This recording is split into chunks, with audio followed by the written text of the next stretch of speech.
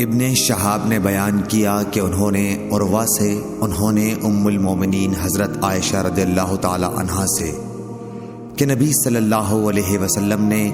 ایک چادر میں نماز پڑھی جس میں نقش و نگار تھے۔ آپ صلی اللہ علیہ وسلم نے انہیں ایک مرتبہ دیکھا، پھر جب نماز سے فارغ ہوئے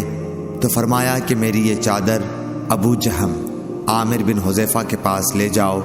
اور ان کی انجانیاں والی چادر لے آؤ، کیونکہ اس چادر نے ابھی نماز سے مجھ کو غافل کر دیا۔ اور ہشام بن عروہ نے اپنے والد سے روایت کی، انہوں نے عائشہ رضی اللہ عنہا سے کہ نبی صلی اللہ علیہ وسلم نے فرمایا کہ میں نماز میں اس کے نقش و نگار دیکھ رہا تھا، پس میں ڈرا کہ کہیں یہ مجھے غافل نہ کر دے۔ صحیح بخاری حدیث نمبر 373۔